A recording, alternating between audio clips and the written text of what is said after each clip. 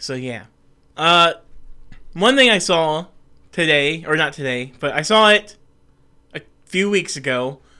Well, and this is one of the first 2024 movies that came out this year. Was Mean Girls, the musical? In case you didn't know, it's another one of those musicals that was a secret musical in a way because the trailers did not show any. Literally, I don't even think I seen a single Mean Girls trailer that showed any singing, dancing, or anything, which is quite a pity and a shame, I must say.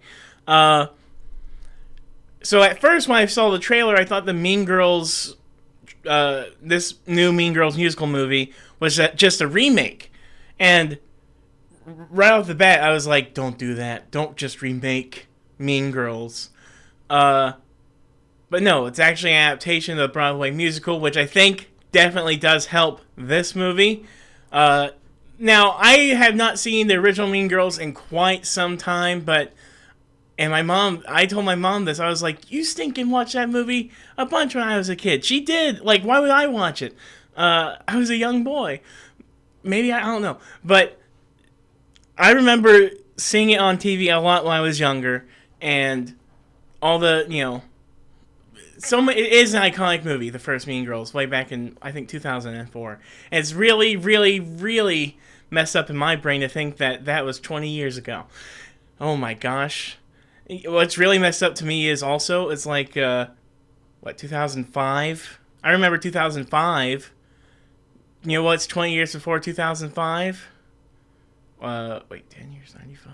Yeah, 1985. You know what came out in 1985? Like Back to the Future and The Lost Boys. That goes to show you how not that old some things are. I mean, now those are 40 years old, but in 2005 they were only 20. I remember being in 2005. That's neither here nor there. I don't think that's relevant to anything. So yeah, The Mean Girls musical. It does not have. It has some people from the original movie. It has Tina Fey, who also wrote the original movie. I don't know. Did she direct the first movie? Hold on, let me see real quick. Who directed the first movie? No, first movie was directed by Mark Waters. Interesting.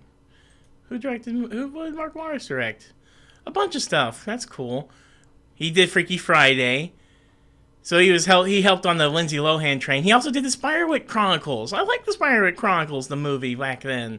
Ghost of Girlfriend's Past. That's a weird one. I remember that one too.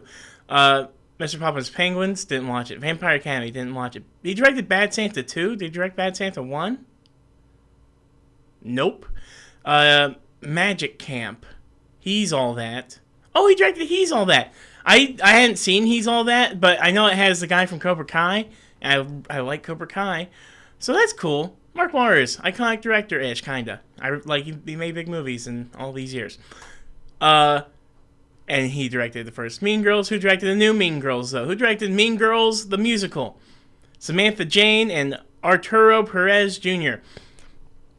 These directors, I really gotta give a lot of credit. They did a great job of updating, not just because even though it is an adaptation of the movie, it's an adaptation of a musical that's an adaptation of a movie, it is bringing things up to date. Like, all the kids have cell phones now. They're using TikTok. They're doing TikTok dances. I actually think they found a really clever way of incorporating, just the modern day and age stuff we do now and using that same story and updating it and still tying it all together and also using it for the musical. The movie opens up on the two gay characters that Katie becomes friends with. What are the characters' names? The gay characters, the lesbian and the gay guy. Janice. Oh, okay. Janice Ian and which is the one friend, and Damien Hubbard, which is Janice's best friend. First of all, those are the two best characters in the... Well, there's a lot of great characters in this movie. I'm not going to lie. There's a lot. But I think those two are especially really good because I remember Lizzie Kaplan and the other guy in the original Mean Girls. So, and those were like two big staples in my head back in the day. I was kind of scared about what they were going to do with these people, these new guys. Did a great job, especially Jaquel Spivey or Spivey. He was really good. He plays the gay best friend, and they have a musical number in the beginning of the movie. It's opens up on a vertical screen on a TikTok, and they're sort of like doing the opening number, which some people I think were surprised about it. I was not, because I knew about this one. I didn't know about Wonka, and right off the bat, they're singing pretty good. They're doing funny jokes, and they're doing a TikTok, and I love the way they did the musical numbers in some of these was really just so creative. Like you can tell when it's like full on reality, when it's a like dark gray, dull looking high school hallway or classroom. But then when it goes into the musical numbers, it gets more vibrant and cool. Like it's in their heads, I guess. And like the first, all the background people were making me laugh hilariously because they would do like.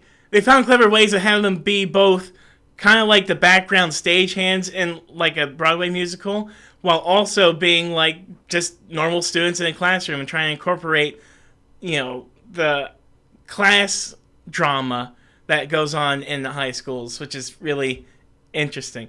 And my favorite character in the entire movie is Karen. Avantika. Karen, this woman, she masters the death stare. Like, not even death stare. Like, space, like, she stares into the cosmos, how blank her stare is.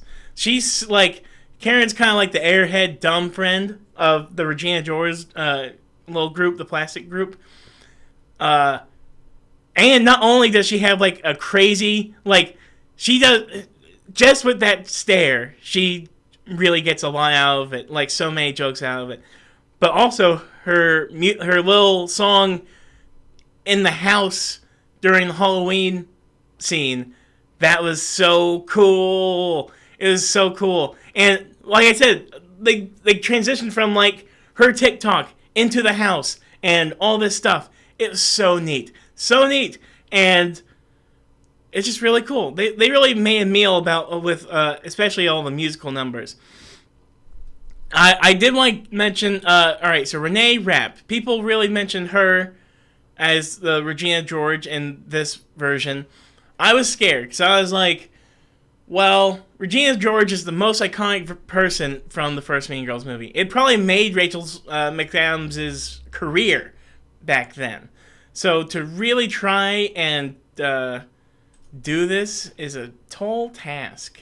And I don't know if I necessarily think Renee Rapp's version of Regina George is necessarily as iconic as Rachel McAdams' Regina George.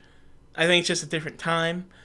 But I do think she does a really good job. Not only does she sing really well, I think she actually adds a little bit more humanity to Regina George than you get in the first movie. Like, in this movie, I actually do feel a little bad. I felt bad for Regina George, like how her mother is, and like how she moves through the world, especially after the big bus thing, which I'm not going to spoil if you haven't seen it. So I thought it was a really interesting way to take it, but also she still was intimidating. The amount of times I gasped anytime someone slighted Regina in this movie. It really shows how well they really portrayed like how intimidating it could be to deal with Regina George. I think they did a really good job. Angry Rice or Andrew Rice as Katie Heron. People said she's not as good because she doesn't sing as much, and also maybe not necessarily as well. I thought she was okay. I think she was a little too innocent, I think. Whereas in Lindsay Lohan version, she had innocence, but she also did a bunch of, what's the word? They both do messed up things. They do the same things. It's the same movies, basically, almost. But I don't know, something about Lindsay Lohan's version when she took the turn of being a little more catty. Uh, there's something a little bit more there, I think, than in this version. That's not to say she was bad. I actually love Angry Rice because how do you pronounce it? Angourie. Angourie. That's how it says phonetically on Wikipedia. She's a really good actress. Actor. She's really good because not only is she in those Spider-Man movies, I really don't care. Well, first of all, she's a great Betty Brant as Betty Brant in those movies. That's fine. But I first saw her in The Nice Guys, which is... I watch that movie almost every year because of Christmas. And it's not even a Christmas movie, totally, but a little bit. And she's really good in that movie. She really carries a lot of... She doesn't carry it, but she holds up next to Ryan Gosling and Russell Crowe the entire movie. So, she's a pretty good actress. I just don't think she necessarily meshed the best with this role. I can understand why you would have her for the nice parts, like when she's first starting out. But I just didn't fully weigh in when she was trying to turn like full plastic. Such a line of mine. Okay. Also, I was a little disappointed. I kind of want a little bit more from Tim Meadows in this. That's just because I'm a big Tim Meadows fan. I don't think I can have enough of Tim Meadows in anything. He has such zingers in everything he's in. I just love Tim Meadows. And Tina Fey. I wish she sang. She didn't sing. But maybe she can't sing. And she was like, I'm not going to sing. So whatever. I'm not messed up about it. Overall, Mean Girls, the musical. I actually really liked it. And I spent too much time talking about it. But I actually did really like it. Go see it, I guess. I think the not just the fact that it's a musical. The music numbers are pretty good. They're not that, musically musical. I don't know. Some musicals are like, okay, I get it, you're a show. This one really made a meal of not just the songs, but also how they filmed the song. Like, it's a movie musical. They really did not skimp on anything here. And I think it's good. So, yeah, see Mean Girls.